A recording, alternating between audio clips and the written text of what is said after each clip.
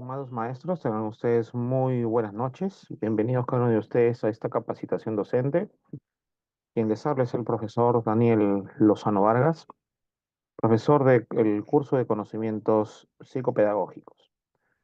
Vamos entonces a empezar nuestra clase el día de hoy, ¿sí? Con netamente nuestro tema para el día de hoy. Bien, bien.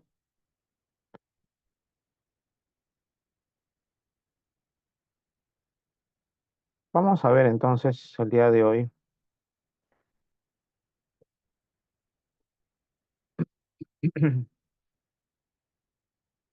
como tema.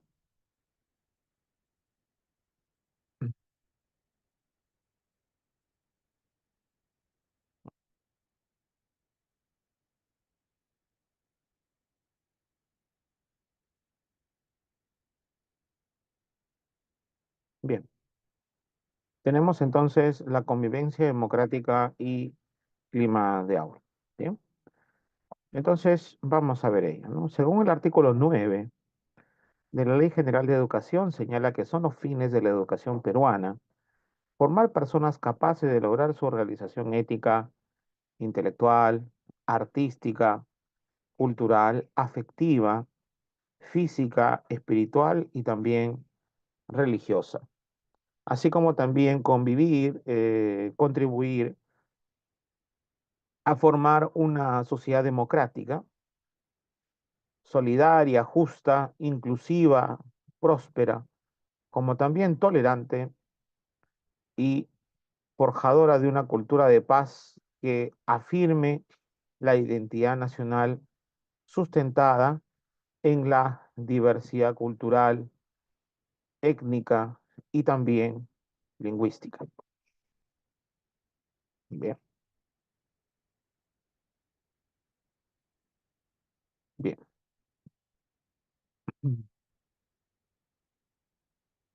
Bien, pasamos a la siguiente parte. Tenemos entonces los fines de la educación peruana, tanto la formación integral como uno de los fines de la educación peruana. La formación integral permite no solamente hablar de aspectos cognitivos del estudiante en su desarrollo durante todo el proceso de enseñanza-aprendizaje, durante los diversos, este, durante todo el proceso educativo, sino también hablar de el desarrollo afectivo, el desarrollo social, ¿no es cierto? Entonces, ahí hablamos de formación integral. Em, Como también tenemos aquí formar una sociedad democrática. Y para formar una sociedad democrática tiene que ser como base puntual en el respeto hacia las normas sociales y también el respeto entre ciudadanos, entre personas, ¿no? Y por supuesto, esa sociedad democrática estriba en una buena convivencia escolar democrática, ¿no? Esa convivencia escolar democrática, por supuesto, trae no solamente cuestiones políticas, sino también reflexiones sobre las mismas en las cuales el estudiante se desarrolla en el aula para poder desarrollar capacidades, ¿no? O competencias socioemocionales. Bien, pasamos a la siguiente parte. Tenemos entonces aquí también la convivencia escolar democrática. Hablamos aquí ya de relaciones sociales, interpersonales, intergrupales, como también la participación del estudiante y también la toma de decisiones en base al juicio crítico del estudiante, donde corresponde ciertamente hacia el bien común y también respecto a las diferencias, ¿no? Respecto a las diferencias. Bien. Em, Muy bien.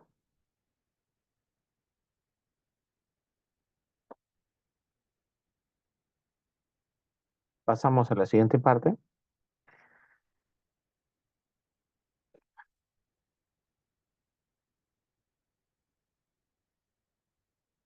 El clima del aula también es importante porque no hay un consenso, una definición. Entonces, para Uría, son las interacciones que se producen en el aula, las claves de relación que establecen constituyendo un estilo más, un estilo más o menos permanente, justamente citado por Torrego en el 2006. Bien, entonces siempre las interacciones que se producen en el aula son claves para una relación estable, ¿no? Donde se puede constituir un estilo más o menos permanente. Bien.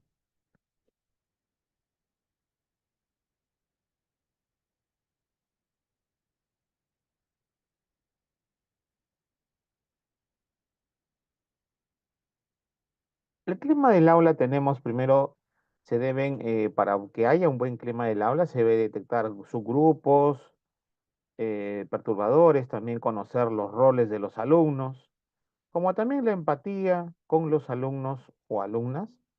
También poder establecer relaciones de reciprocidad, así también existencia de normas de convivencia. Y también tenemos establecimiento de límites en el aula, donde haya pues netamente el respeto por las normas de convivencia, no, no solamente la existencia de los mismos, sino también el cumplimiento y el respeto de o hacia precisamente dichas normas de convivencia.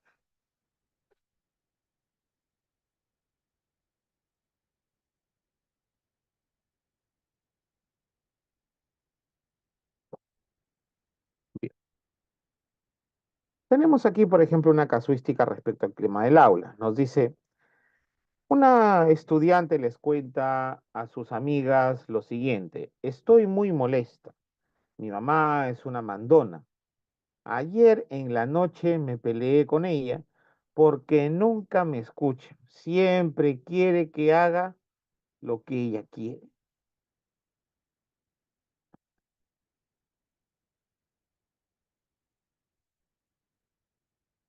Entonces, desde luego, ¿cuál sería aquí de los siguientes comentarios de la compañera donde se evidencia empatía?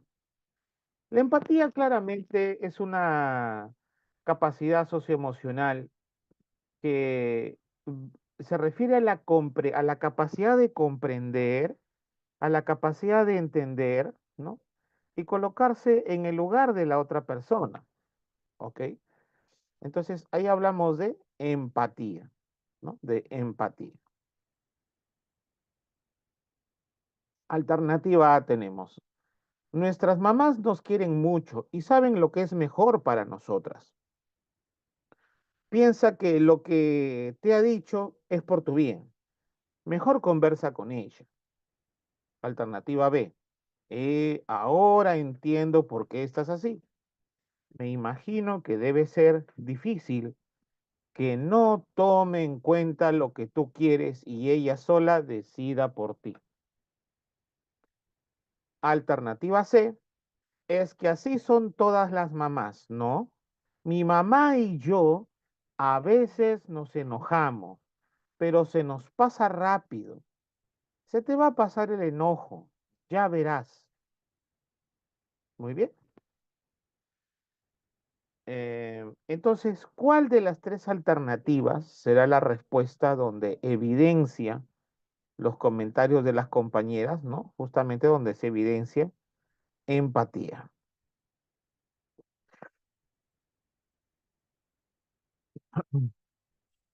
A ver,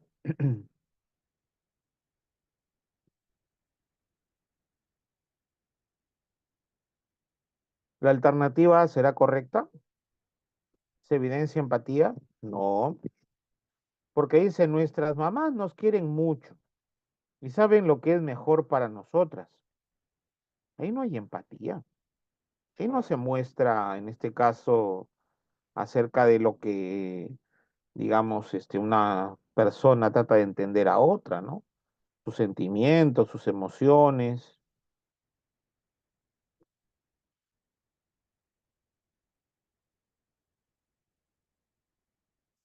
Dice, ahora entiendo por qué estás así.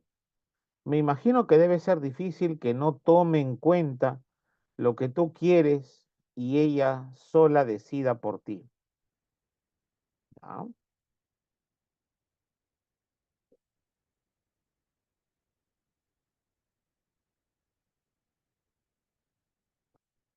Bien.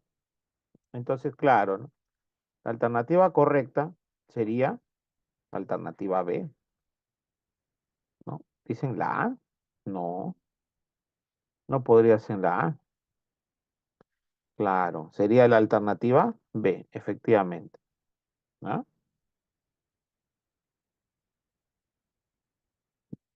Ok, pasamos a la siguiente pregunta, o a la siguiente parte. Tenemos las características y desarrollo del estudiante y su desarrollo y su relación con el aprendizaje, ¿no? Desarrollo cognitivo, moral, socioemocional y de la identidad.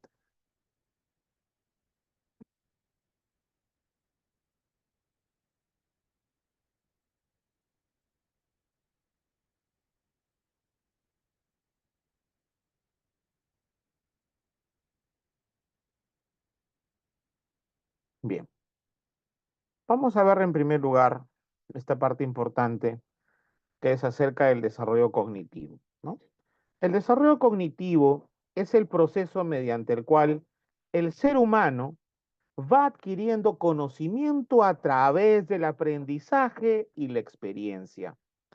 El desarrollo cognitivo es el proceso por el que una persona va adquiriendo conocimiento sobre lo que le rodea y desarrollar así su inteligencia y capacidades. El desarrollo cognitivo significa el crecimiento de la capacidad de un niño de pensar y razonar. Entonces, ojo, desarrollo cognitivo significa el crecimiento de la capacidad de un niño de pensar y razonar. Entonces, como capacidad, el niño está desarrollando, ¿no? Acorde al nivel en que se encuentra, va desarrollando constantemente, ¿no?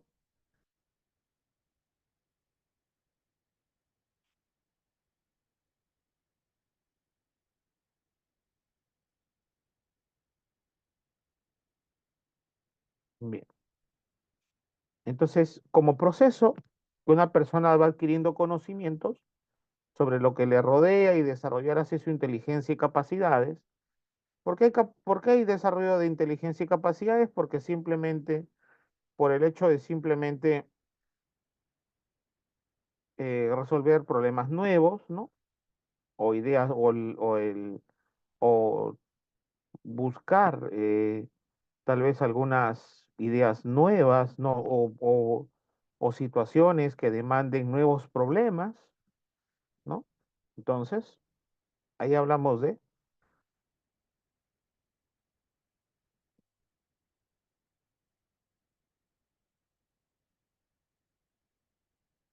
bien, pasamos a la siguiente parte. Teoría del desarrollo cognitivo, ¿no? La teoría del desarrollo cognitivo,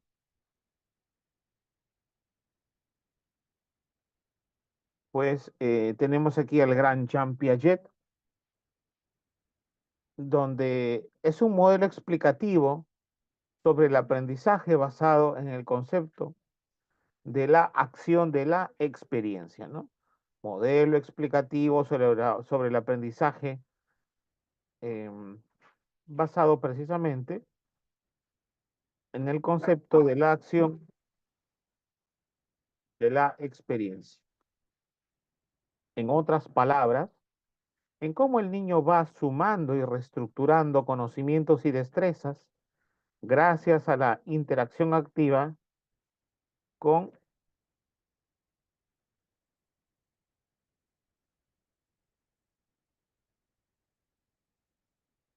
Bien, entonces, si el niño va sumando, reestructurando conocimientos, destrezas, gracias a la interacción, mientras mayor interacción tenga, el niño es mucho mejor porque su experiencia cognitiva va acrecentándose, va desarrollándose, ¿no? Con ese mundo que le rodea. Y a través de dicha interacción, Piaget explicaba que las estructuras cognitivas se van complejizando hasta que el niño da significado o un sentido a la realidad y construyendo precisamente su propio conocimiento. Va construyendo su propio conocimiento, ¿no? Entonces, efectivamente, ¿ya? Se van complejizando hasta que el niño da significado o sentido a la realidad y construyendo su propio conocimiento. Bien, pasamos a la siguiente parte. Entonces tenemos aquí las teorías del desarrollo cognitivo de Jean Piaget. Primero tenemos la teoría sensorio-motora, ¿no? Que va de 0 a 2 años. En esta primera etapa sensorio-motora o sensorio-motriz, se da el aprendizaje mediante los sentidos e interacción con objetos. Luego tenemos la segunda etapa, que es la etapa preoperacional, donde, bueno, netamente, pues, a diferencia de la sensorio motriz, que el desarrollo cognitivo aquí en la sensorio motriz se da mediante la interacción con objetos, a través de los sentidos, ¿no? Y sobre todo, pues, cuando el niño también lleva cosas a la boca y mediante la boca también tiene la relación de la sensación con los objetos, entonces el niño va experimentando, ¿no? Aún más, interaccionando aún más con los objetos. La etapa preoperatoria, ya aquí hay un desarrollo de una función simbólica, el lenguaje oral escrito, ya, es decir, ahora las palabras tienen un significado y va relacionando las palabras con las cosas, ¿no? Así como también tanto de relación y también las palabras van teniendo pues un orden semántico y también sintáctico, ¿no? Así también tenemos las operaciones concretas, ¿no? Aquí el niño, por ejemplo, en la preoperacional aprende a sumar con palitos, numeritos, con palitos, con objetos, ¿no? Bolitos, etcétera, ¿no? Las operaciones concretas, hablamos aquí de 7 a 12 años, como operaciones mentales, ¿no? Que son simples como la reversibilidad, efectivamente, ¿no? La reversibilidad, o sea, o el pensamiento reversible, es porque 6 más 3 es igual a 3 más 6, ¿no? Entonces, efectivamente, esa es la reversibilidad, como también hablamos aquí de cuando el niño puede construir, deconstruir y volver a construir, ¿no? Entonces, efectivamente, también esa es otra forma de reversibilidad, ¿no? A nivel, por ejemplo, de un pleigo, ¿no? Un pleigo, pues el niño construye, luego desarma y luego vuelve a construirlo, ¿no? A eso va también. Bien. Las operaciones concretas ya hay un pequeño sentido de abstracción donde para el niño el 7 es 7, ¿no? O sea, no necesita ir del 1, 2, 3, 4, 5, 6 y 7. No, no, no. Sino el 7 ya es un 7 fijo en la mente del niño, efectivamente, ¿no? Y claro, eso quiere decir que hay un pequeño sentido ya entrando a la pre, ¿no? Lo que se llama un cierto nivel de abstracción, pero muy, muy, muy, muy, muy básica, ¿sí? Em, pero va entrando hacia eso, va orientándose, ¿ok? Así como también las operaciones formales, desde luego, ya aquí en las operaciones formales van de 12 años hasta, pues, la adultez, ¿no? La adultez temprana, hablamos acá, en este caso hasta los 20 años, ¿no? Entonces, aquí se da desde luego el pensamiento lógico, abstracto, inductivo, el pensamiento complejo, el pensamiento hipotético deductivo, el pensamiento metafórico, ¿no? También de igual modo, ¿no? Bien. Etapa del desarrollo cognitivo según Jean Piaget, tenemos acá la etapa sensorio-motora, que en una edad aproximada va de 0 a 2 años, y las características principales es aquí el desarrollo, la permanencia, el desarrollo de la permanencia del objeto, o sea, también el desarrollo de habilidades motoras, poca o ninguna capacidad para la representación simbólica, así como también en la etapa preoperacional tenemos de 2 a 7 años aproximadamente, cuyas características principales tenemos el desarrollo del lenguaje y del pensamiento simbólico, como también el pensamiento,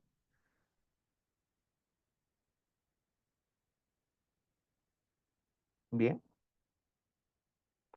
también en la etapa preoperacional se da el pensamiento egocéntrico, ¿no? Desde luego el niño, pues es imposible ser empático ahí el niño, y lo que reina es el egocentrismo, ¿no?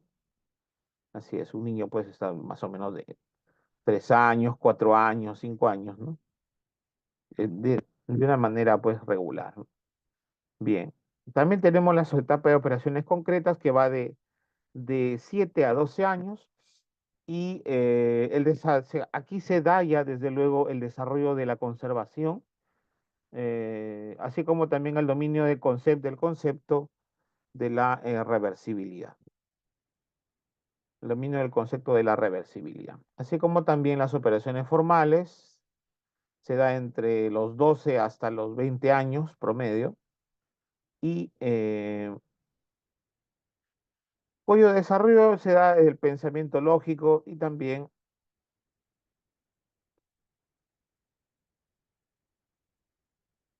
bien, entonces aquí tenemos el desarrollo del pensamiento lógico, el pensamiento abstracto, ¿no? Como bien hemos mencionado, el pensamiento complejo, el pensamiento crítico, el pensamiento hipotético deductivo, ¿no? Ok. Entonces tenemos acá la siguiente pregunta. Según la teoría de Jean Piaget acerca del desarrollo cognitivo, ¿cuál de las siguientes alternativas enuncia una acción que requiere de operaciones formales?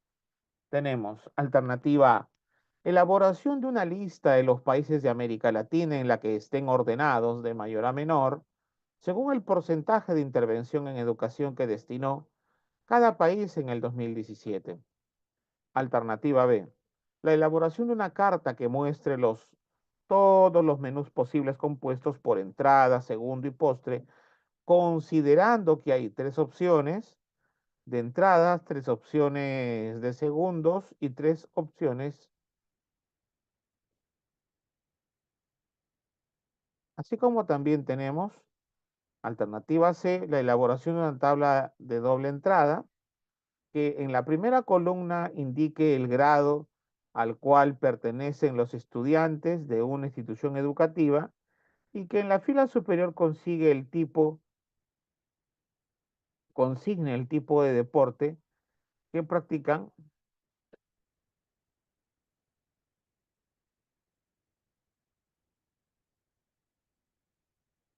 Bien, entonces, em, ¿cuál será entonces la respuesta correcta, no? Mercedes nos habla de una elaboración de una tabla de doble entrada.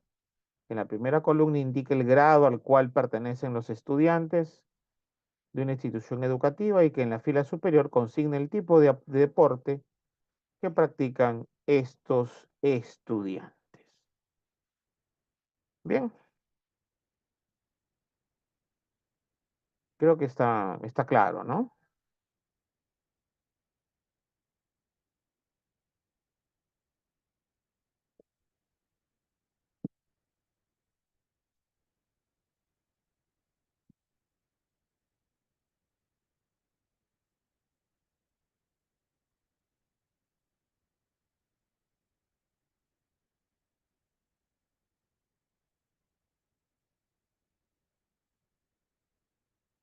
Ya, acá me dicen en mayor medida la alternativa C. Ya,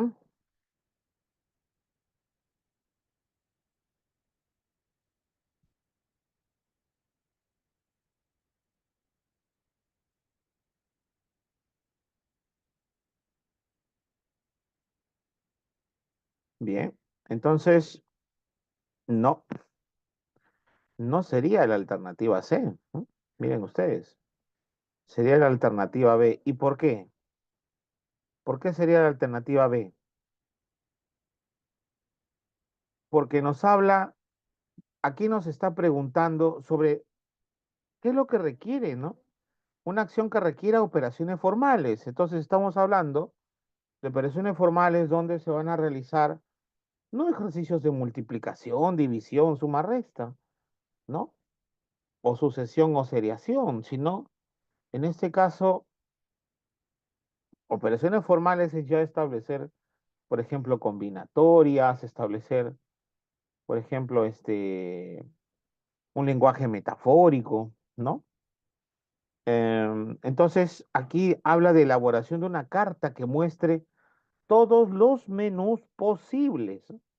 Compuestos por entrada, segundo y postre, considerando que hay tres opciones de entradas, tres opciones de segundos y tres opciones.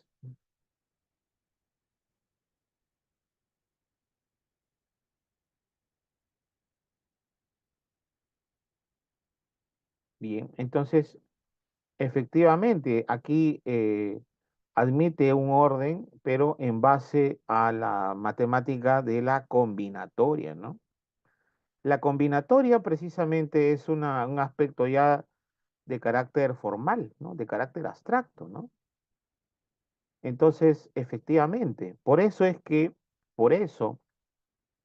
miren ustedes, aquí esta parte de las operaciones formales habla de la parte abstracta, de las operaciones concretas, el niño lo lleva todo solamente a la experiencia, ¿no? Por eso es que de repente algunos maestros dijeron la C porque habla de una tabla de doble entrada, en la que en la primera columna se indica el grado al cual pertenecen los estudiantes, ¿no? En una institución de una institución educativa y que en la fila superior se consigne el tipo de deporte que practican, ¿no? Entonces, eso no sería una operación formal, porque operación formal, como bien estoy mencionando, por favor, no creo que se entienda, que no se entienda, ¿no? Estoy mencionando que toda operación formal requiere un punto abstracto, ¿no? Entonces, la abstracción precisamente es aprehender, ¿no? ¿No? En este caso, abstraer, aprehender cualidades, propiedades de un objeto, ¿no? Entonces, ahí hablamos de abstracción, ¿ok? Y entonces aquí, en ese sentido, estamos hablando de los menús posibles, ¿no? Entonces, tres entradas, tres platos, tres entradas, el segundo plato, ¿no? Y tres postres, ¿no? Entonces, efectivamente, y todo ello, ¿cuántas combinaciones posibles puede haber? ¿No? Ahí hablamos de la matemática combinatoria. Entonces, efectivamente, no puede ser una matemática combinatoria para, en este caso, pues, operaciones concretas, ¿no? Sino netamente para operaciones formales. Muy bien, muy bien. Pasamos entonces a la siguiente pregunta, ¿no? Muy bien.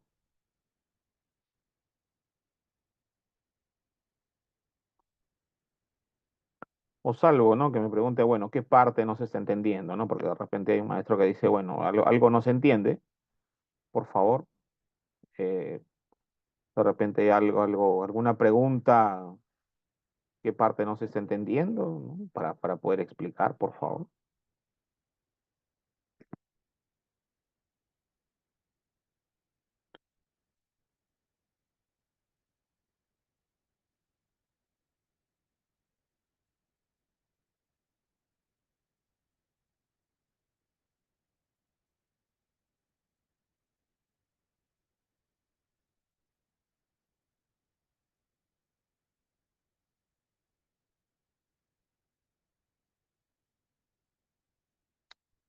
Bien.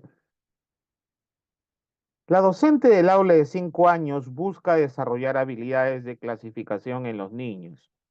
Para ello, aprovechando que los niños están realizando un proyecto para reutilizar objetos del aula, entrega a cada equipo una caja con plumones usados. Considerando el propósito de la docente, ¿qué acción es pertinente que realice a continuación? Alternativa A nos dice, decirles que agrupen los plumones en función de si pintan o no. Alternativa B, decirles que piensen cómo reutilizarán los plumones y de acuerdo a ello los agrupen. Y alternativa C, decirles que los plumones son apropiados para aprender a contar y por tanto sería útil que los agruparan por color. ¿Sí?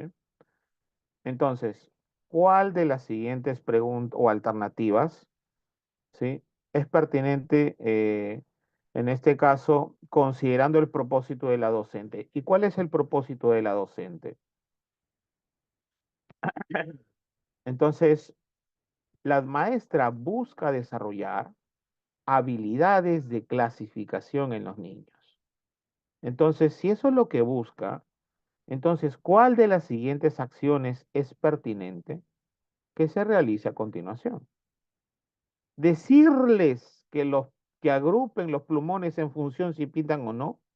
No, porque no tiene que estar en función del mandato del profesor, sino acorde al juicio del estudiante, porque es el estudiante el protagonista de su propio aprendizaje.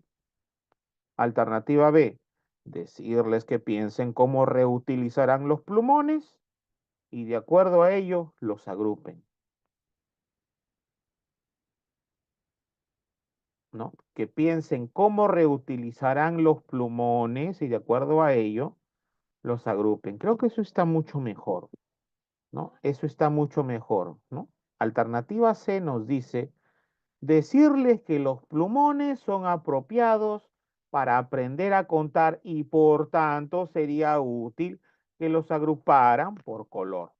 Entonces, la alternativa correcta sería, en este caso, por supuesto, la alternativa B, porque es la alternativa que se orienta a que el niño, en este caso, sea protagonista, ¿no? Como bien mencioné, de su propio aprendizaje. Entonces, efectivamente, sería alternativa B. ¿Correcto? Muy bien, muy bien, muy bien. Em, pasamos entonces a la siguiente pregunta. Em, bien, bien. El desarrollo humano, ¿ya? Pasamos al desarrollo humano. El desarrollo humano ya concierne a una ocupación de cambios sistemáticos y adaptativos que experimentan los seres humanos a lo largo de la vida, desde la etapa prenatal. O sea, en la etapa prenatal estoy hablando desde la etapa de la concepción de la vida, ¿no? Desde ahí, desde el momento de la fecundación, ¿no? Entre espermatozoide y óvulo, hasta la adultez tardía, que es la ancianidad, ¿no? Entonces, efectivamente, ahí hablamos de cambios sistemáticos, ¿no? Que van de menos a más, ¿no? Jerarquizados, obviamente, ordenados y adaptativos que experimentan los seres humanos, ¿no? Muy bien, a lo largo de toda su vida. Entonces, el desarrollo humano puede ser tanto físico, cognoscitivo o cognitivo y también psicosocial. Entonces, a nivel físico, ¿sí? A nivel físico, por ejemplo, el niño va logrando, digamos, a nivel físico, un mayor equilibrio, ¿no? Cuando va aprendiendo a caminar, por ejemplo, ¿no? Pero antes de caminar, tiene que aprender a gatear, ¿no? Y una serie de cosas, ¿no? ganar mayor masa muscular, mayor engrosamiento de los huesos, los tendones, ¿no?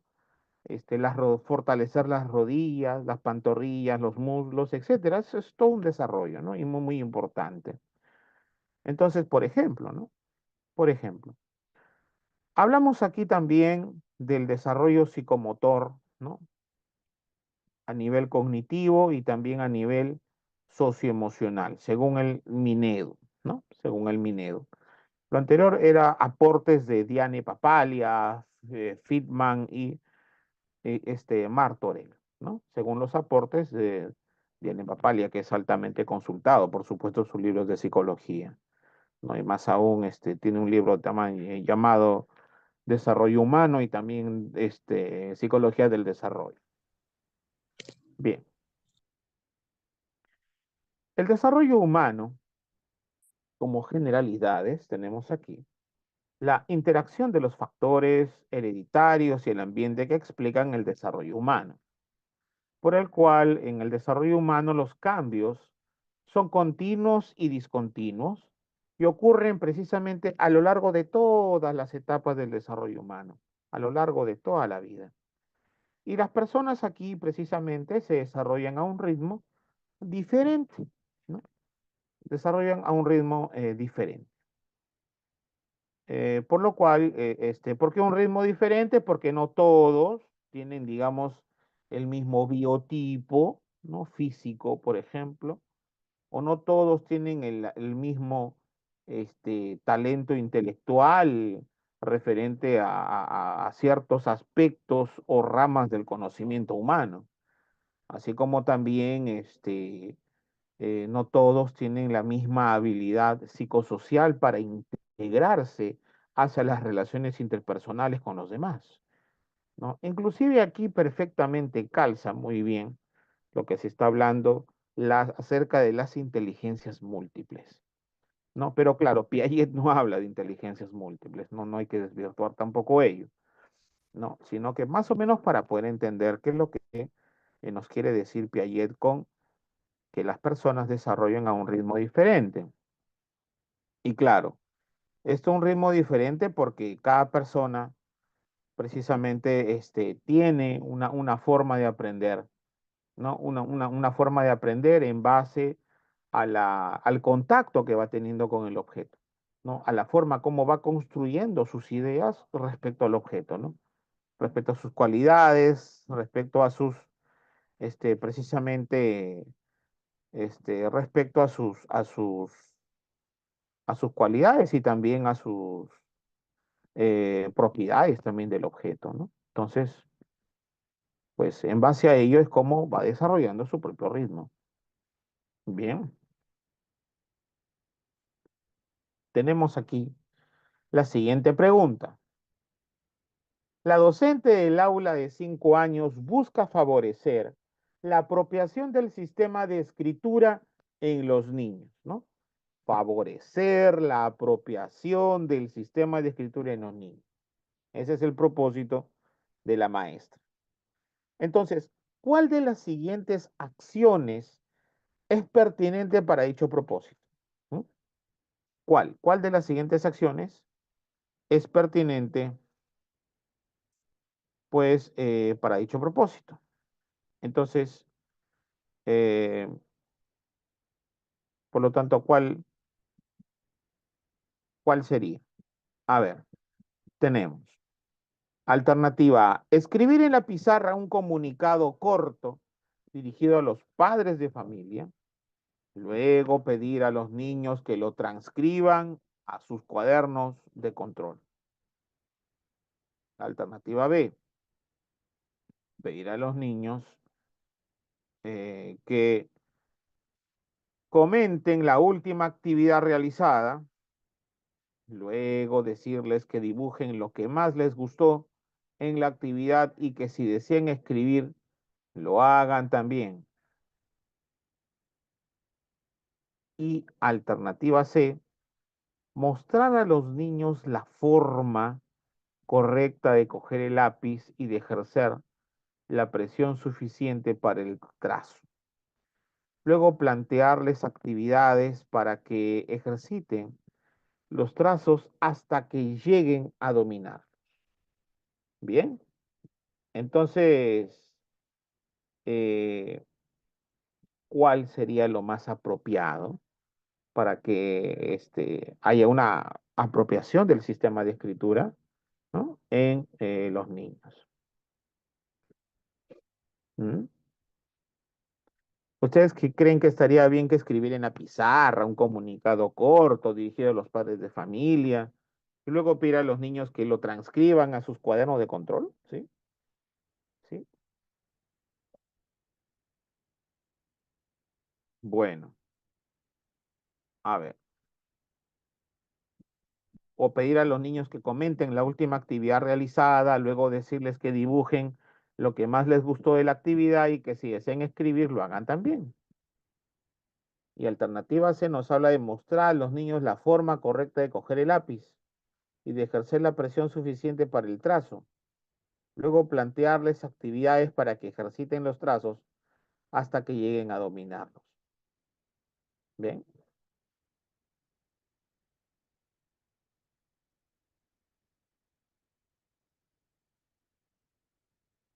entonces,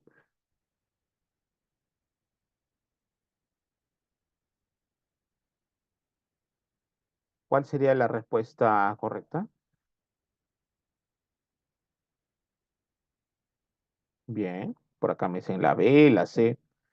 Sin embargo, sin embargo, la respuesta correcta sería la B. ¿Y por qué? ¿Por qué no sería la C, profesor? Si en la C se habla de la forma, o sea, el maestro, o en este caso la maestra, guía a los estudiantes ejerciendo la forma correcta de coger el lápiz y ejercer la presión suficiente para el trazo. Luego plantearles actividades para que ejerciten los trazos hasta que lleguen a dominarlos. ¿Por qué no es adecuado? Miren ustedes, aunque por más buena intención que haya de un maestro, ¿no? ¿Por qué no es adecuado que un maestro o una maestra no haga presión sobre la mano del lápiz del estudiante? ¿Mm? ¿Por qué? Porque el estudiante tiene su propia forma de presionar, su propia forma de escribir y tiene que ir ganando porque no todos presionan igual, ¿no? La presión es acorde a la fuerza, al nivel de su brazo, y claramente, pues, ¿no? El profesor o el maestro tiene un poco más de fuerza, ¿no? Entonces, tal vez, inclusive se estaría exagerando un poco respecto a eso, ¿no?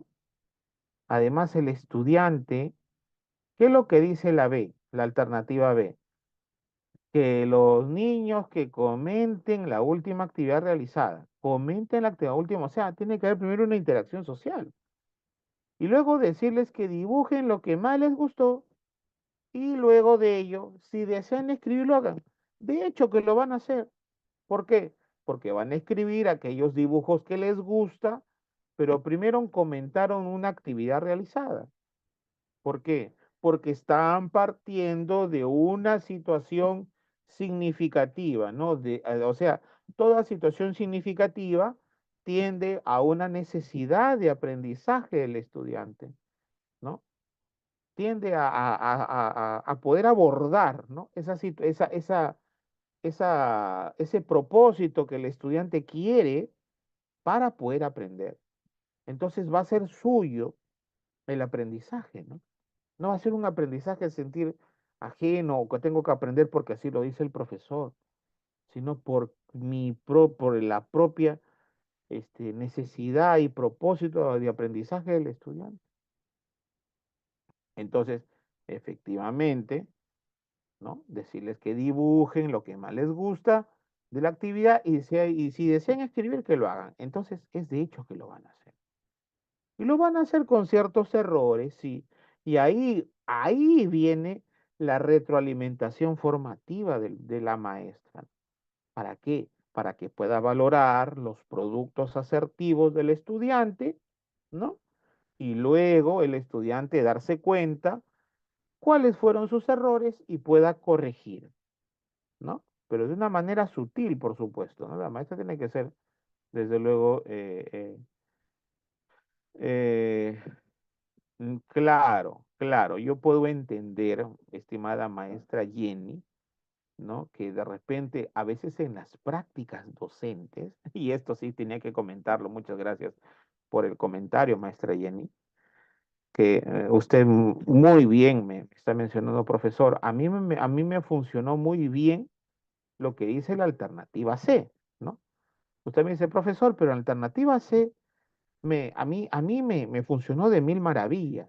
Perfecto. Y como puedo decir de muchos docentes que también les funcionó eso.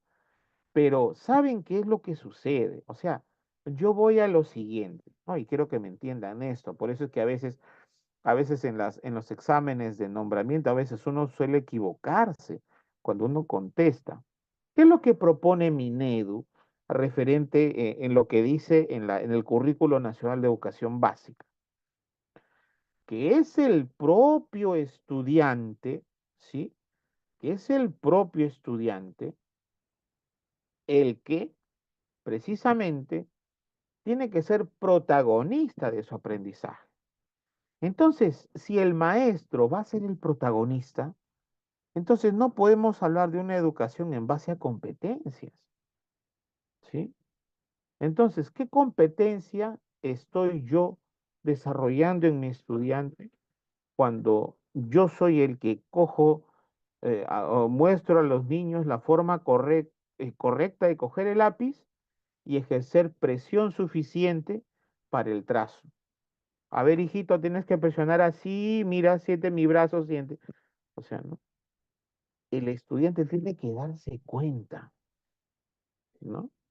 Porque él mismo va a escribir, ¿no? Su trazo, ¿no? La escritura, inclusive la escritura es todo un proceso, ¿no? En que, en este caso, un estudiante va desarrollándose, ¿no?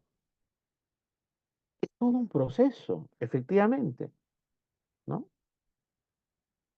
Entonces, pues desde luego, ¿no? Ahora, como proceso, pues eh, los estudiantes se van a ver aún motivados para que puedan seguir escribiendo con este tipo de actividades tal cual lo menciona la alternativa B. Usted sabe muy bien que la motivación es el punto fundamental para que todo estudiante aprenda.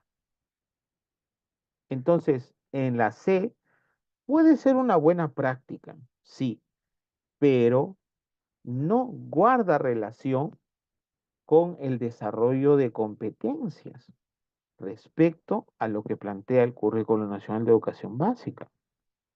¿Sí? Vuelvo a repetir, puede dar resultados, sí, pero los estudiantes aprendieron de una manera mecánica, no por el propio juicio que ellos se dieron cuenta, sino simplemente porque eh, este, eh, la maestra guió ¿no? Y de alguna forma, pues,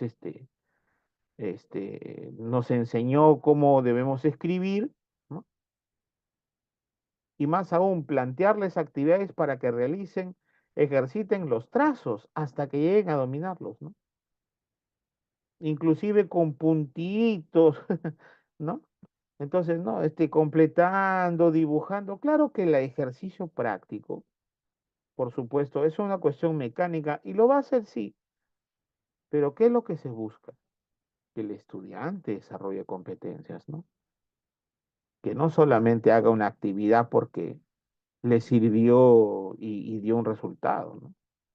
Sino porque el estudiante desarrolla competencias.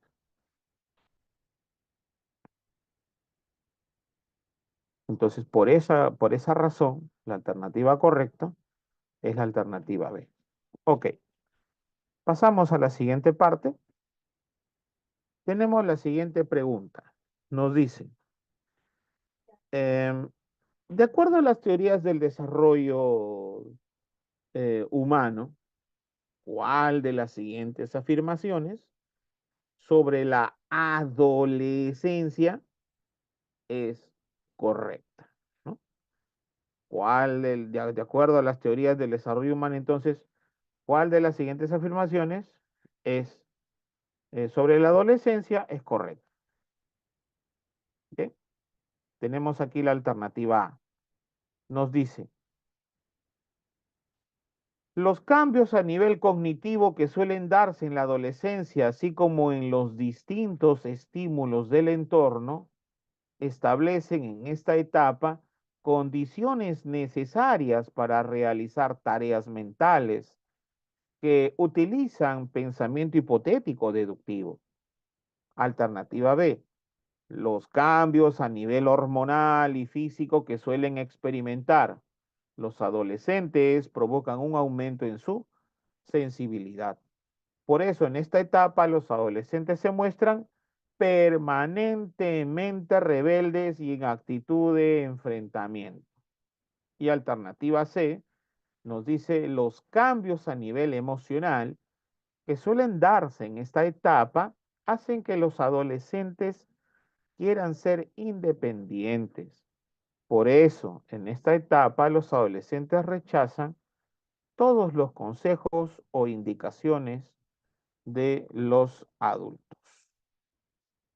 Bien, entonces, ¿cuál será,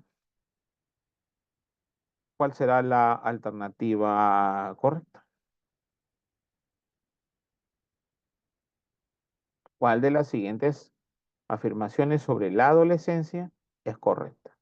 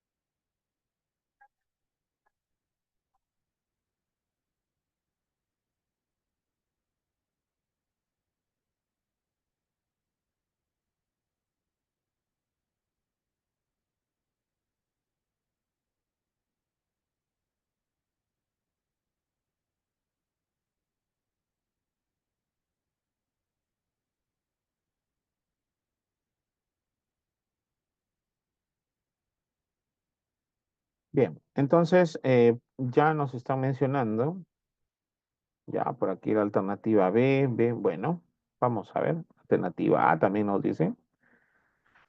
Ok, ok,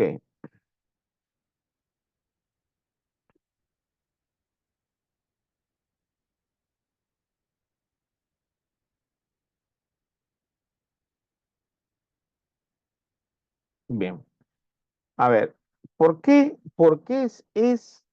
razón sería la alternativa A? ¿Por qué? Porque algunos me dijeron alternativa B, ¿no? ¿Y por qué? ¿Por qué sería alternativa A?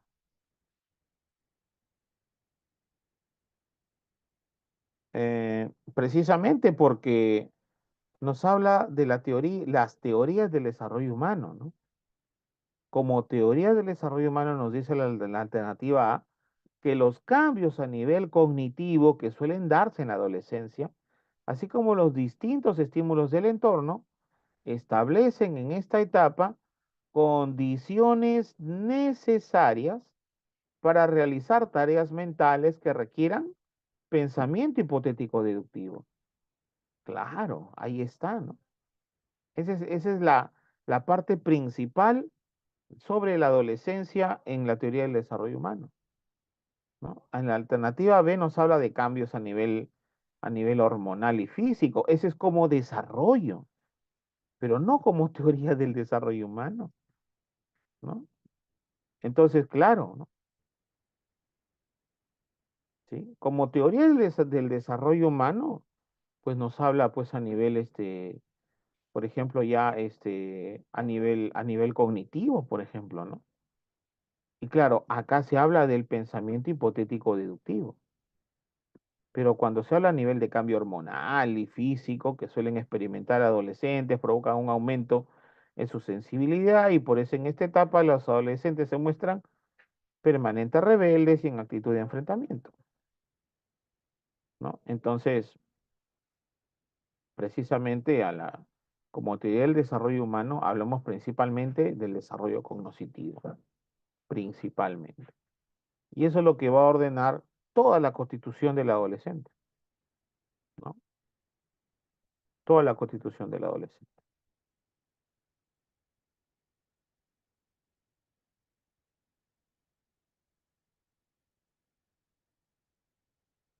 Inclusive podría ir hasta la alternativa C, ¿no? Si ese es el caso con la alternativa B, ¿no? Que los adolescentes, pues precisamente, ¿no?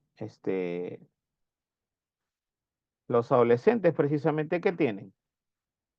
Tienen una situación importante que se llama aquí cambio a nivel emocional, que suele darse, ¿no? En esta etapa, los cuales hacen que los adolescentes quieran ser independientes y por eso en esta etapa los adolescentes rechazan todos los consejos o indicaciones de los adultos, ¿no? ¿Por qué? Porque a nivel emocional, pues, eh, el cambio emocional del adolescente es así, ¿no? Rechazan consejos, indicaciones de adultos. Por eso que el adolescente quiere ser, pues, más independiente, ¿no? Quiere ser independiente. Bien,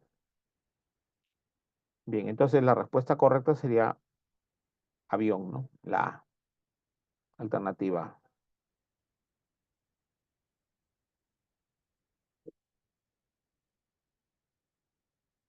Bien, tenemos aquí entonces ya el desarrollo moral. Y acá nos pregunta, ¿qué es el desarrollo moral?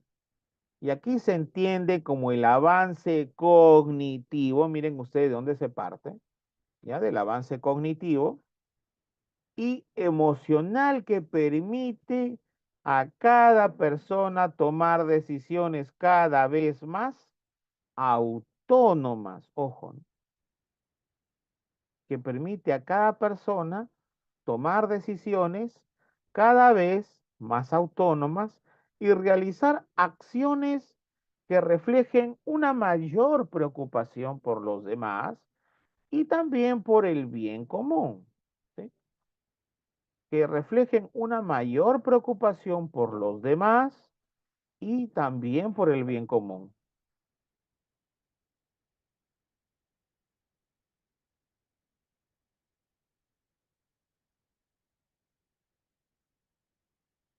Entonces, miren ustedes, ¿no? En ese avance cognitivo y emocional, pues precisamente, ¿no? Cada persona toma sus propias decisiones con autonomía, ¿no? Entonces, miren ustedes lo que dice la gran Mafalda, ¿no? Han leído.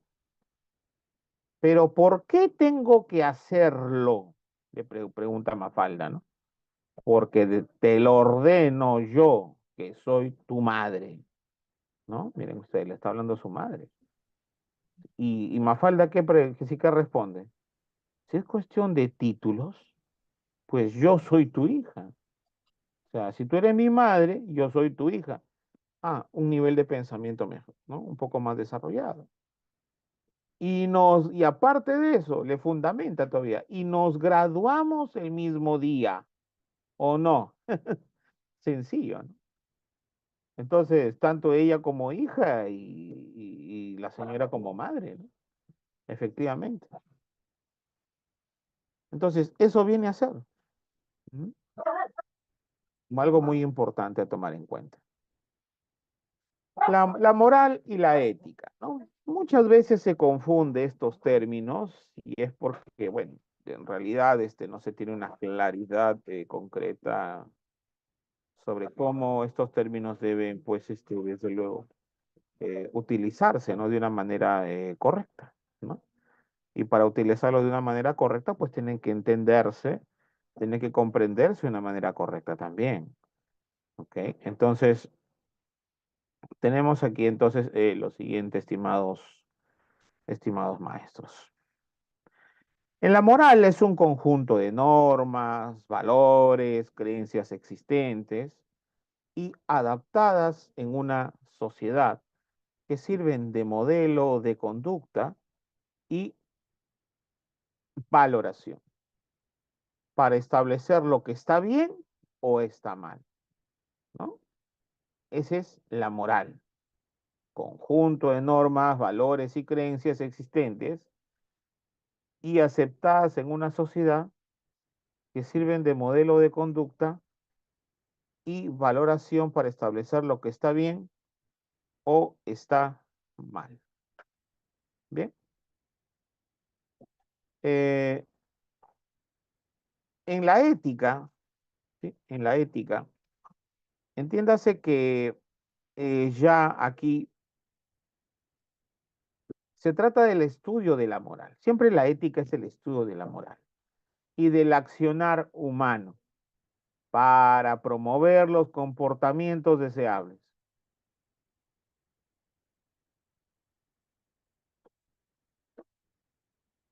Entonces, ¿no? Entonces, si uno desea, es decir, la ética estudia a la moral y también, por supuesto, estudia, ¿no?, lo que viene a ser el comportamiento humano, ¿no?, los límites del comportamiento humano en base a los límites de lo que es correcto, ¿no?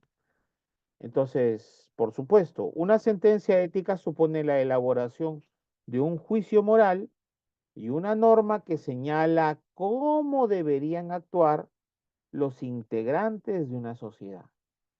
Entonces, claro, ¿no? ¿Cómo deberían actuar los integrantes?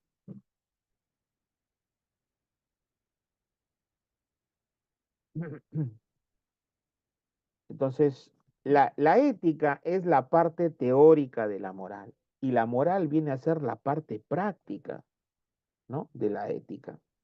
Si la ética estudia la moral, es decir, estudia los límites del comportamiento correcto del ser humano, hasta qué punto el comportamiento humano es correcto, eso estudia la ética. Y la moral se basa en el comportamiento del ser humano en base a una normativa, ¿sí? De las que tiene que cumplir en sociedad. Tiene que cumplir en sociedad, ¿no? Esa normativa. Entonces, mi comportamiento precisamente, el que yo estoy construyendo, elaborando, es precisamente que, el que yo estoy expresando en sociedad es moral. ¿Por qué mi conducta es moral? Porque va acorde a las normas y las leyes de la sociedad en la que yo me estoy, pues, involucrando, desarrollando.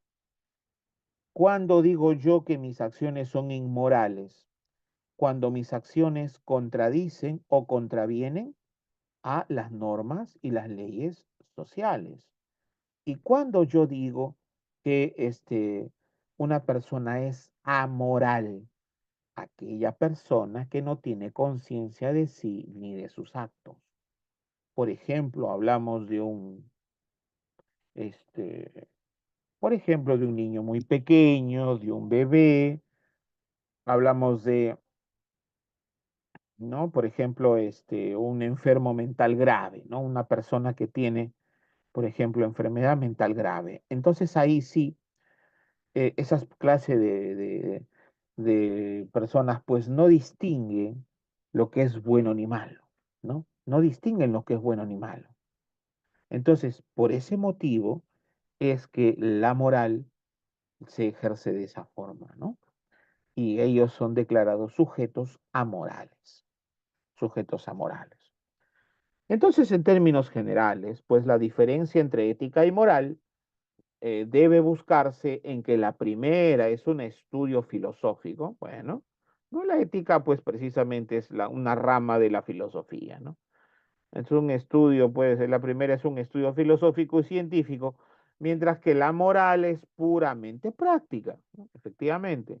Es decir, la ética habla desde la razón, desde luego, porque si no, ¿cómo voy a construir las cosas y definirlas como correctas si no hay uso de la razón, del entendimiento? Y la reflexión filosófica sobre la moral se refiere a todos los actos que realizamos día a día durante nuestra vida, ¿sí? Durante toda nuestra vida. Muy bien. Entonces, ahí tienen ustedes, por supuesto, este cuadrito que tanto a veces por ahí se les dificulta, ¿no? A maestros o a veces a algún profesional la diferencia entre moral y ética. Muy bien. Pasamos entonces a la siguiente parte. Marco del buen desempeño docente. Como competencia 9, miren ustedes, tenemos nada más y nada menos que ejerce su profesión desde una ética de respeto de los derechos fundamentales de las personas, demostrando precisamente honestidad, justicia, responsabilidad y compromiso con su función social, ¿no? Y compromiso, repito, con su función social. Bien, pasamos a la siguiente parte.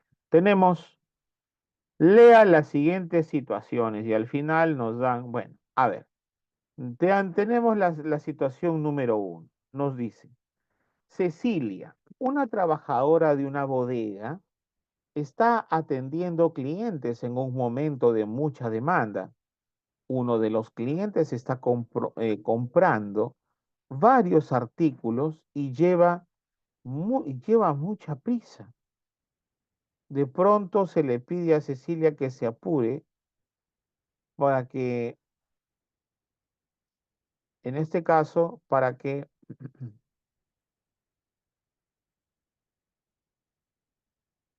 eh, a ver, lleva mucha prisa, de modo que se le pide a Cecilia que se apure con la atención. Muy bien. Y sin darse cuenta, pues el cliente se lleva menos del cambio que le corresponde. Cecilia no sabe si avisarle o no. Situación 2.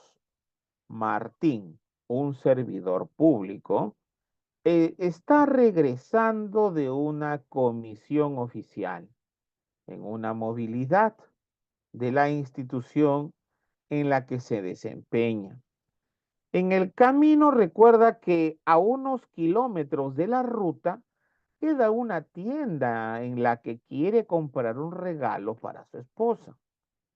Martín no sabe si desviar la movilidad de su ruta o poder comprar el regalo o no. Y situación 3, Fernando, un empresario, está trabajando horas extras en un proyecto.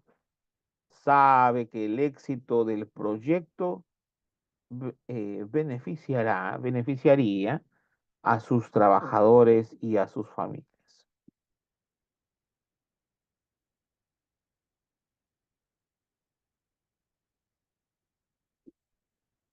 Bien, entonces, por lo tanto, miren ustedes, por lo tanto, si sabe que el éxito del proyecto beneficia, ¿no?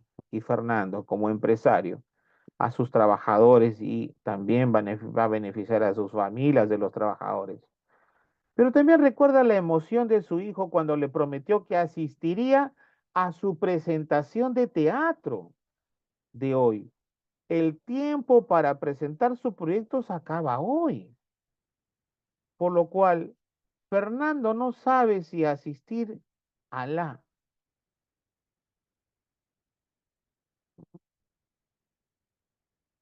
Entonces, no sabe si asistir a la obra de su hijo hoy o no. ¿No? Entonces, a partir de lo descrito en cada situación, ¿cuál de ellas constituye un dilema moral? Dilema, dos, ¿no? Dos situaciones que son correctas, pero no sé cuál de ellas elegir, porque a una de ellas tengo, voy a hacerlo, pero la otra parte voy a eliminarla, no voy a poder hacerlo. A partir de lo descrito entonces, ¿cuál de ellas se constituye en un dilema moral? La situación uno, la situación 2 o la situación 3.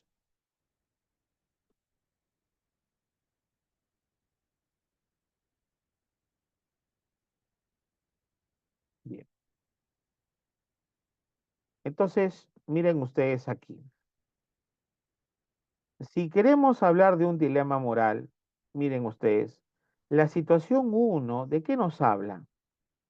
Nos habla de que Cecilia, como trabajadora de bodega, atiende a clientes y en un momento hay mucha demanda, uno de los clientes está comprando varios artículos y lleva mucha prisa de modo que le pide a Cecilia que se apure con la atención y sin darse cuenta el cliente, ojo, se lleva menos del cambio que le corresponde. Entonces, ¿eso sería un dilema moral? O sea, entregarle el dinero o no, porque se llevó menos de su cambio, ¿sí? Entonces, en realidad, ¿y dónde está la otra acción correcta? Pues solamente hay una, ¿no? No, no se va a decir, Cecilia no sabe si avisarle o no.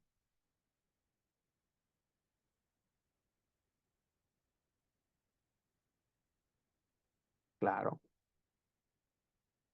eso más bien no sería un dilema moral, sino sería un problema ético, ¿no? De la persona. O sea, la persona pues tiene que ser honesta, ¿no? O sea, y señor, su cambio se está olvidando.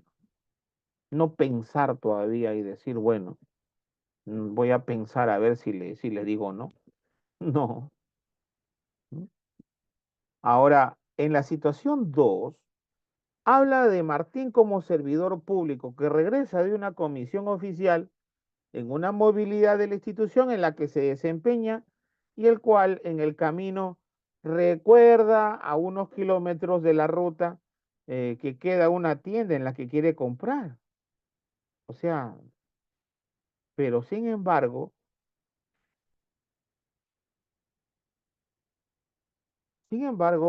aquí quiere comprar un regalo para su esposa y Martín no sabe si desviar la movilidad de su ruta para poder comprar el regalo o no. O sea, quiere aprovechar, ¿no? La ruta para comprar un regalo para su esposa. Eso no sería un problema moral, sino sería un problema ético.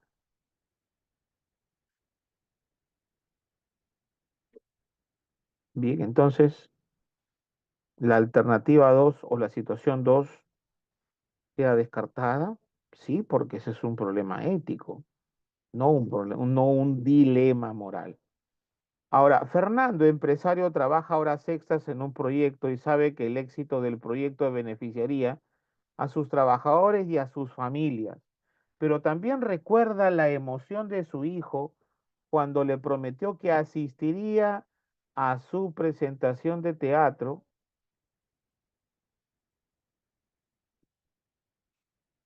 Bien, entonces, claro, recuerda que, o sea, el proyecto va a beneficiar a muchos trabajadores y familias, pero también recuerda la emoción de su hijo cuando su hijo, a él le prometió a su hijo que asistiría a la presentación de teatro de hoy, donde su hijo va a participar.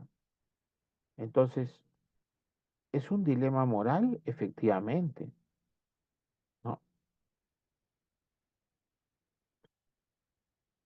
Precisamente, entonces, a partir de lo descrito en cada situación, ¿cuál de ellas constituye un dilema moral? Pues precisamente la situación número 3, efectivamente.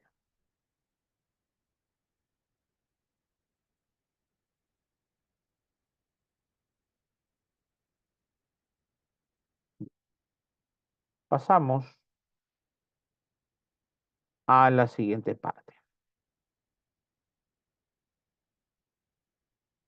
Dentro de cada caso, ¿qué palabra nos podría dar pistas para diferenciar lo ético de lo moral? Me dice, ¿no? Ok. A ver, es que miren, es que es bastante claro. El dilema moral se presentan dos situaciones que son correctas. En la situación uno y la situación 2 solamente se ve una situación donde le entrego, está aquí, ¿no? Cecilia, ¿no? En que el cliente se lleva menos del cambio que le corresponde y Cecilia no sabe si avisarle al cliente o no. Eso no es un dilema moral, eso es un problema ético, ¿no? Al igual que, ¿no? Martín no sabe si desviar la movilidad de la ruta para poder comprar el regalo o no. Eso también es un problema ético, ¿no? Entonces, ¿por qué? Porque no sé, pues estoy en un solo caso, en una situación, pero en un dilema moral hay dos casos, ¿no? O sea, es decir, primero hablamos de Fernando que trabaja horas extras, los cuales dicho proyecto va a beneficiar a trabajadores, a familias, ¿no? Y a la vez, ojo, eso es correcto, ¿no? Que tiene que hacerlo, sí. Pero a la vez también recuerda que le prometió a su hijo ir a la función de teatro. ¿Es malo ir al teatro con tu hijo? No, bajo ningún punto de vista. ¿Por qué? Porque es desarrollo precisamente de tu hijo, ¿no? Entonces, ese desarrollo psicológico, moral, etcétera, para que el hijo vaya ganando autoestima y todo lo demás, precisamente es debido a qué? Es debido a que aquí, ¿no? Bajo esta situación hay dos acciones correctas, pues. O sea, aquí no sabe si asistir a la obra de teatro de su hijo o simplemente quedarse con el proyecto.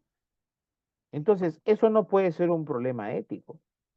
Eso es un dilema moral. Porque dilema moral simplemente se refiere a la expresión del comportamiento de los cuales, ¿no? Una persona, ¿no? Moralmente puede estar dentro de lo correcto su comportamiento o faltar a la moral, es decir, contravenir, ¿no? con las normativas, efectivamente, ¿ya? Simplemente eso, ¿eh? Les puede venir casos diversos, ¿no?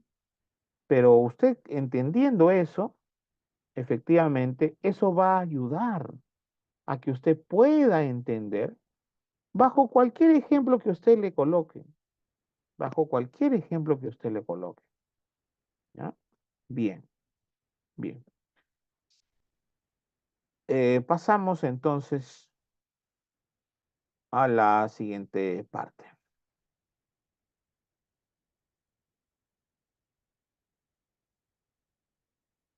Bien. Etapas del desarrollo moral. Tenemos, según Piaget, la etapa premoral, la etapa del realismo moral y la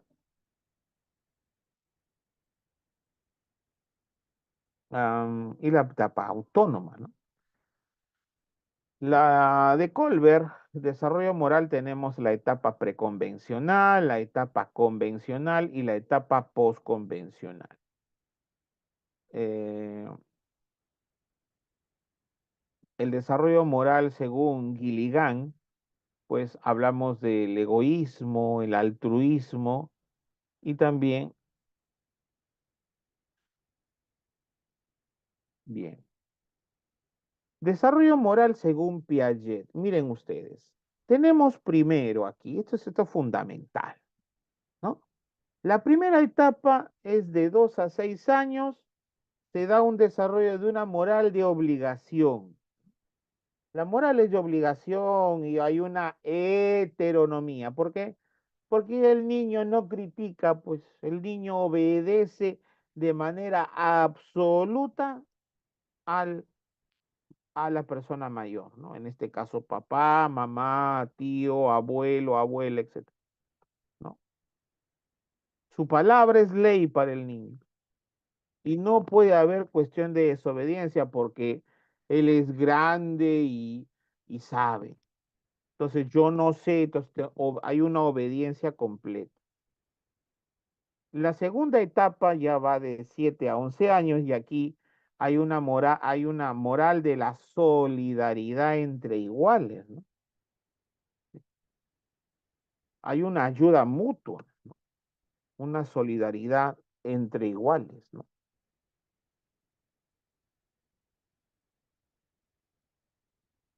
Es lo que se llama el realismo moral, ¿no? Ya aquí propiamente, perdón, el relativismo moral, ¿no? El relativismo moral, ya hablamos aquí como forma de poder apoyar, ¿no? Hacia una persona. Acá va desapareciendo el egoísmo, ¿no? Como desaparece el egoísmo, entonces,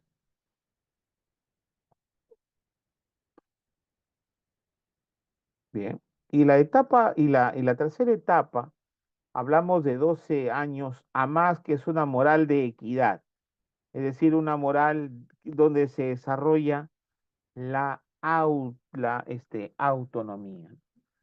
¿Por qué una moral de equidad? ¿No? Una moral de equidad según las cosas sean necesarias, ¿no? No según las cosas se necesiten, sino según sean necesarias.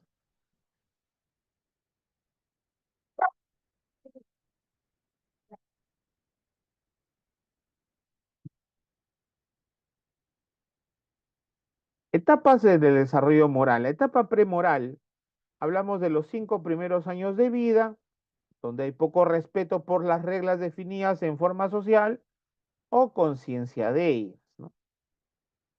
En el realismo moral o moralidad heterónoma, que va de 5 a 10 años, pues precisamente ya las reglas de las figuras,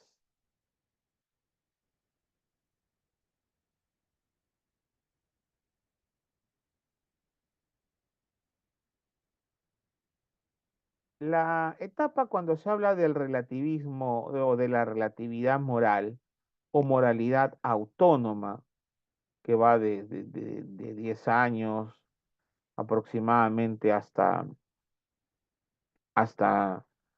los 12 o 14 años, ¿no? Entonces, aquí en esta etapa se percatan de que las reglas, pues, son acuerdos arbitrarios, ¿no? Se percatan que las reglas son acuerdos arbitrarios que pueden ser impugnados y modificados con el consentimiento de las personas. Bien,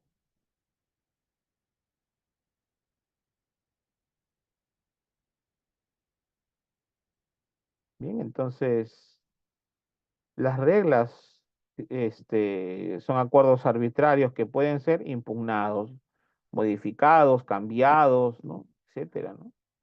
Con el consentimiento de las personas a las que rigen. Bien, o sea, no es algo absoluto. El desarrollo moral, según Piaget, en la etapa premoral abarca los 5 primeros años de vida. No hay mucha conciencia ni consideración por las reglas, precisamente, ¿no? Las normas son exteriores a los niños. Las normas son exteriores a los niños y pues también impuestas por los adultos, ¿no? Hay una moral heterónoma, ¿no? Donde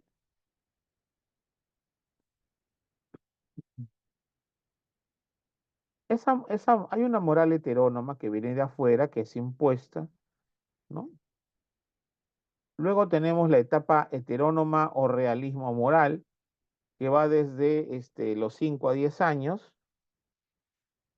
Y precisamente las reglas aquí pues son impuestas por figuras de autoridad como padres, Dios o la policía, ¿no?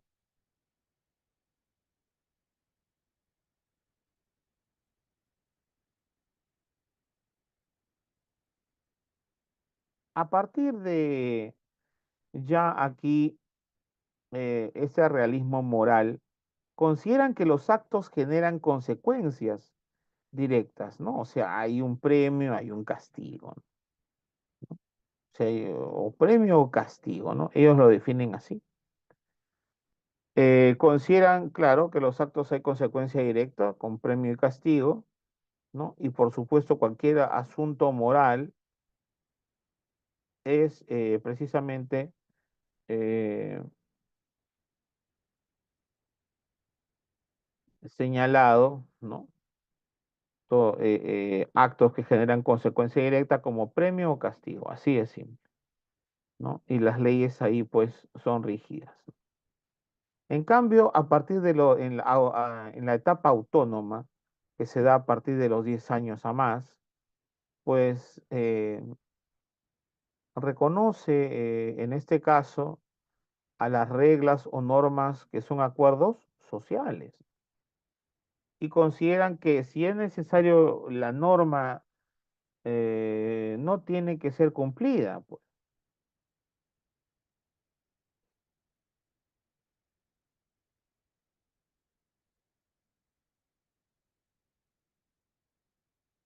Aparte, se formulan principios morales generales y las decisiones las toma el propio adolescente, ¿no? Por lo tanto, hay una manifestación autónoma, ¿no? Bajo el desarrollo precisamente del juicio crítico del adolescente, ¿no? ¿Qué tanto ha desarrollado su juicio crítico? ¿Qué tanto está, en este caso, pues, desarrollándose, ¿no? El adolescente, ¿no? Bien, bien. Pasamos a la siguiente parte. Tenemos las etapas del desarrollo moral según Lawrence Kohlberg, donde tenemos aquí la moralidad preconvencional.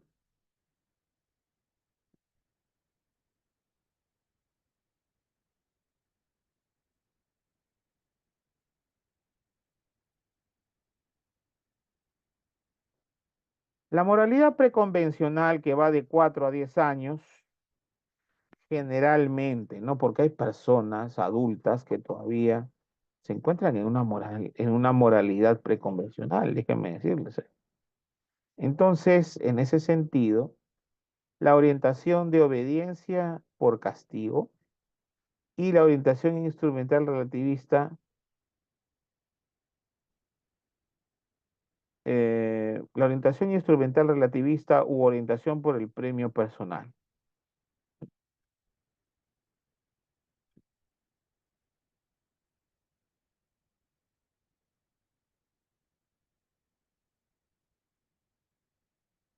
Siempre aquí esta orientación, no solamente de obediencia a castigo, sino también una orientación instrumental relativista u orientación por el premio personal, ¿no?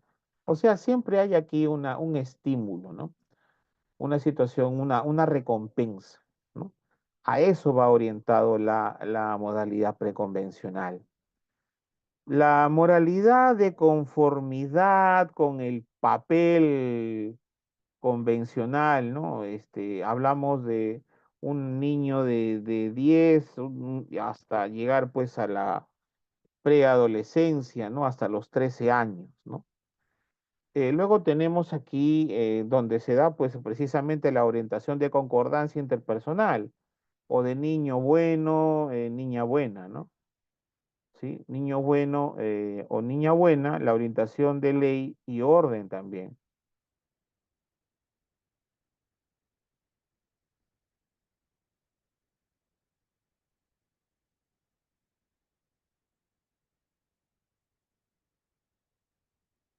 ¿Por qué hay una orientación hacia la ley y el orden? Porque es el decurso de las cosas, hay que hacer lo que se nos dice en la institución, ¿no? Y de acuerdo a eso, pues, vamos a llegar a un acuerdo contigo, ¿no? Pues nos podemos apoyar, yo que tengo colores, tú plumones, y bueno, por ahí nos podemos prestar y podemos tener buenos trabajos, etcétera. Entonces, eh,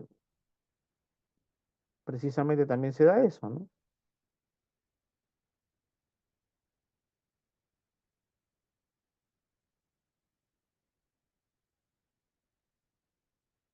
La moralidad de los principios, en este caso morales, autónomos, es decir, ya aquí hablamos pues de los grandes, ¿no? Principios éticos, ¿no? La orientación legalística o del contrato social, ¿no? Es decir, defender, ¿no? Este, ya de ese contrato social, pues es rectificar sobre una base legal, ¿no? Las cosas, ¿no? Por eso hay una legalización, orientación legalística, ¿no?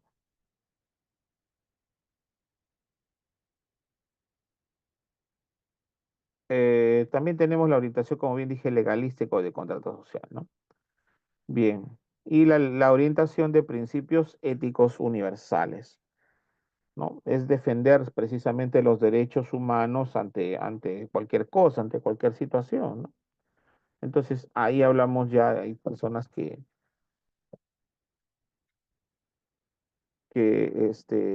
se orientan hacia ese ámbito. ¿Por qué? Porque tienen una gran madurez socioemocional, ¿no? Una gran madurez, ¿no? Una gran comprensión también de estos conceptos. Bien, tenemos aquí la siguiente casuística, ¿no? Nos dice, durante una actividad los estudiantes tienen que dibujarse a sí mismos en cartulinas. Accidentalmente Norma, una estudiante, derramó jugo sobre su cartulina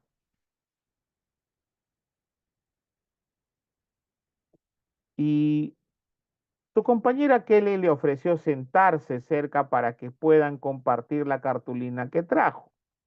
Al terminar la sesión, la docente le preguntó a Kelly por qué decidió compartir su cartera.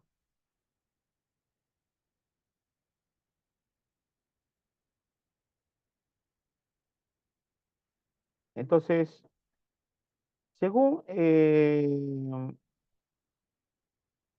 teniendo en cuenta, por supuesto, la teoría del desarrollo moral de Colbert, ¿cuál de las siguientes posibles respuestas de Kelly corresponde a un razonamiento moral convencional? A ver, alternativa A nos dice, lo hice porque al inicio del año establecimos la regla en este caso, de ayudar. Alternativa B, lo hice porque ayudar a los demás cuando lo necesitan es nuestro deber.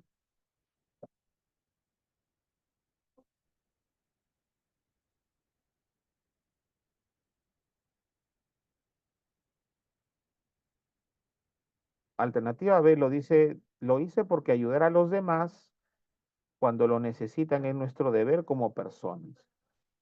Y alternativa C, lo hice porque si yo la ayudo ahora, ella no va a querer ayudarme cuando yo lo necesite.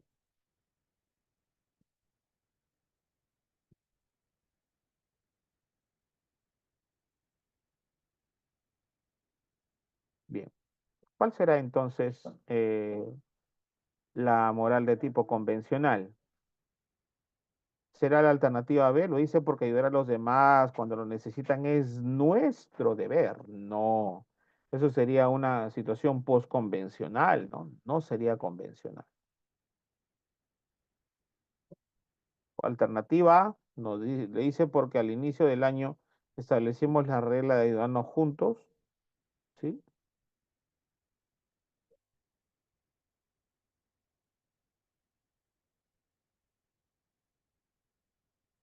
Bien, claro, es alternativa A, precisamente, ¿no? Lo hice porque al inicio de año establecimos la regla de ayudarnos, ¿no? Siempre, ¿no?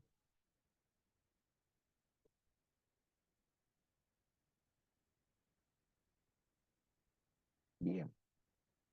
Entonces, precisamente hay un acuerdo, ¿no? Ese acuerdo hace que ese convencionalismo, ¿no? Esa,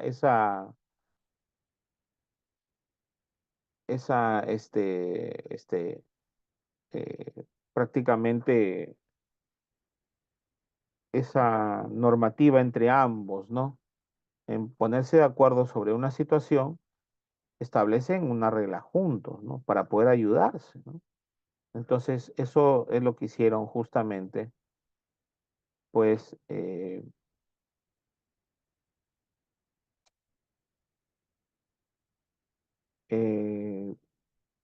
Kelly, ¿no? Con su amiga, ¿no? Bien, con su amiga Norma, ¿no? Bien, pasamos a la siguiente parte. Tenemos, lea el siguiente diálogo entre dos estudiantes. Hugo dice, no fue mi intención, pero de casualidad conté un secreto que Lucía me confió. Y Esther manifiesta, creo que deberías pedirle disculpas a Lucía, si no ella se puede molestar contigo y contarle a los demás los secretos que tú le has contado.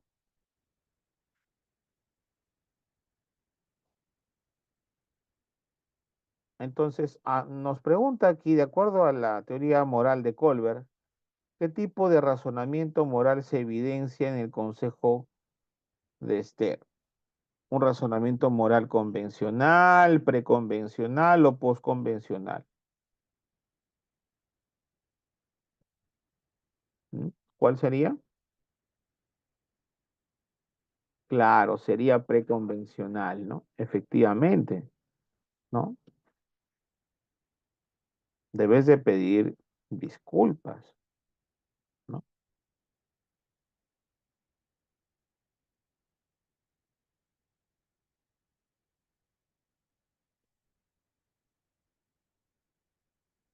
Bien, bien. Siempre los convencionalismos son perdón, los preconvencionalismos se dan de una forma pues, si tú no te disculpas, pues se va a molestar, ¿no? Y va a contarle a los demás sobre las cosas que tú habrías hecho, etcétera. Entonces,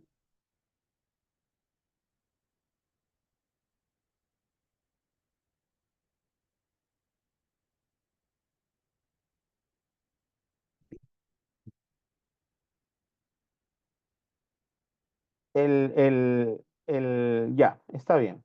Una moral preconvencional, miren ustedes, una moral preconvencional estriba precisamente en obedecer fielmente las reglas sin protestar.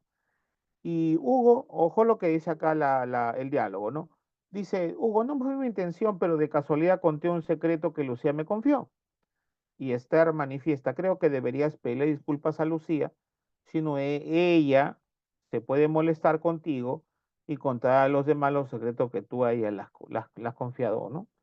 Entonces, lo que tú a ella le has confiado. Entonces, precisamente, es preconvencional. ¿Por qué? Porque no, acá él no estableció ningún acuerdo con Esther o Lucía, no, sino porque en este caso se evidencia el consejo de Esther.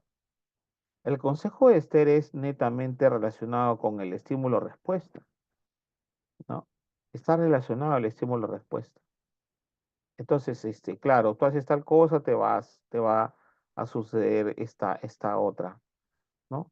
Entonces, ¿por qué? Si tú haces tal cosa, te va a pasar algo malo, ¿no? Entonces, eso es lo que le da a entender, ¿no? Si no ella, no, deberías pedirle disculpas a Lucía, si no ella se va a molestar contigo, ¿ves?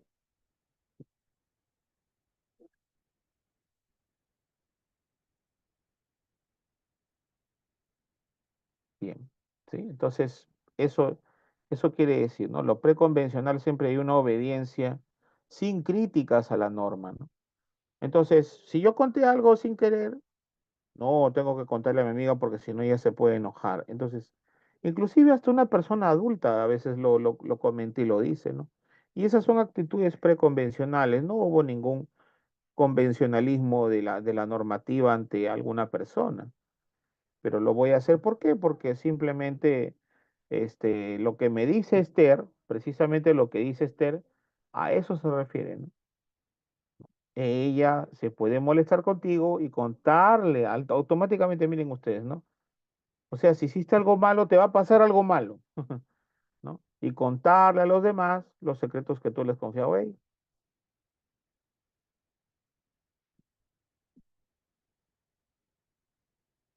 Bien, bien. Entonces acá tenemos un poco más desarrollado, ¿no? Las etapas de Lawrence Kohlberg, ¿no? Em, precisamente estas etapas de Lawrence Kohlberg, ¿no? Para que quede un poco más claro lo que me está preguntando la maestra Cintia. El nivel uno es un nivel preconvencional sin interiorización, ¿no? De la moral, es decir, en la etapa uno hay una moralidad heterónoma donde los niños obedecen a los adultos para evitar en castigo, ¿no? Las personas basan sus decisiones morales en el miedo al castigo.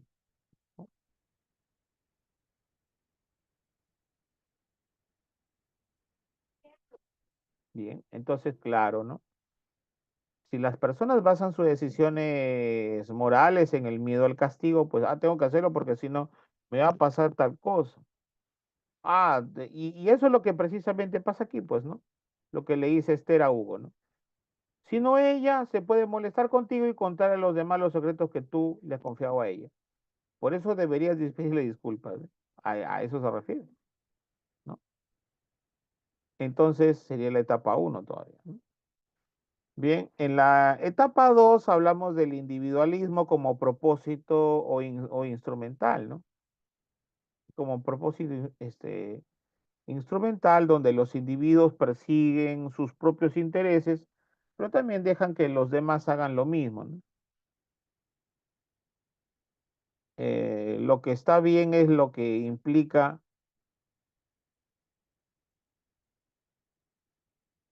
el nivel 2 hablamos ya de un nivel convencional eh, o una interiorización intermedia, ¿no?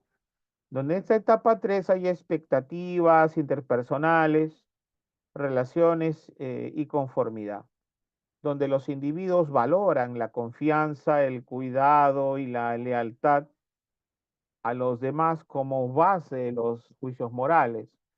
En cambio, en la etapa 4 hablamos de una,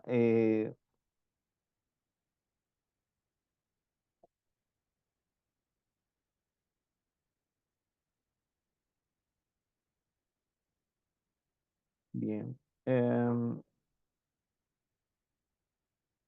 siempre aquí, en este nivel 2, ¿no? Los individuos valoran la confianza, el cuidado y la lealtad a los demás como base en los juicios morales. Entonces ya se está desplazando aquí lo que es un poco lo que es el egoísmo, ¿no?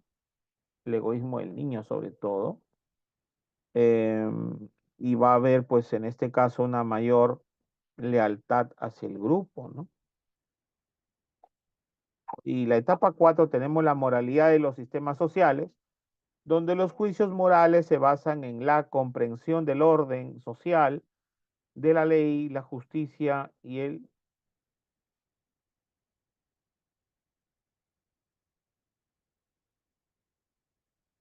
em, si los juicios morales se basan en la comprensión del orden social, la ley, la justicia y el deber, entonces hablamos de una etapa 4 cuya moralidad hablamos de los sistemas sociales, ¿no? Las normas, las leyes. Pero sin embargo, aquí en el nivel 3 ya nivel postconvencional de la interiorización planeada, en la etapa 5 hay un contrato social o utilidad de,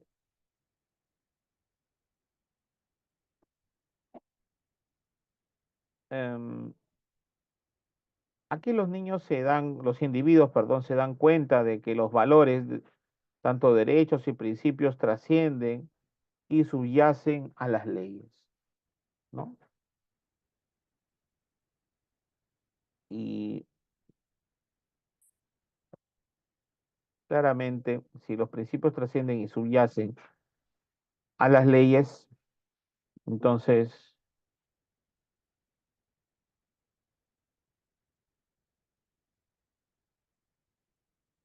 en la etapa 6 hay un principios éticos universales y ahí la persona defiende los principios éticos por encima de todo. Aún así, a esa persona no busca reconocimientos, no busca aplausos ni nada. Simplemente, como en este caso, pues, personas que les gusta, ¿no? Defender a la sociedad, a los demás, etcétera, ¿no? Entonces, hablamos aquí de principios éticos universales donde la persona ha desarrollado unos criterios morales basados en los derechos humanos universales y cuando se enfrentan a un conflicto ante la ley y la conciencia,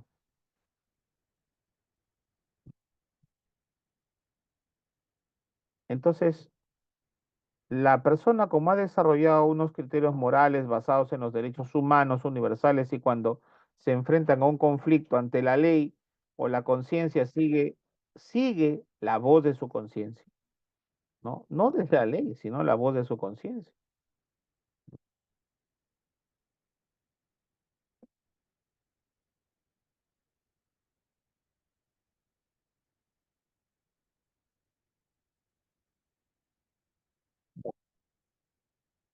Muy bien. Acá sobre todo se suele criticar el orden, ¿no? Se suele criticar ya, en el nivel 6 pues hay un foco donde desarrolla la persona o tiene sus propios códigos morales, ¿no? Sus propias convicciones. Bien, muy bien, maestros. Entonces nos vamos a quedar este punto, ¿ya? Y bueno, la próxima clase, pues, pasamos a otro tema ya, ¿no? Para poder seguir con nuestras lecciones. ¿Ok, maestros? Bien, muchas gracias a cada uno de ustedes por su atención en esta clase y espero haber servido de ayuda para la comprensión de sus aprendizajes. Muchas gracias y bendiciones a cada uno de ustedes, estimados profesores, y que tengan un buen desarrollo de semana cada uno de ustedes. Hasta luego.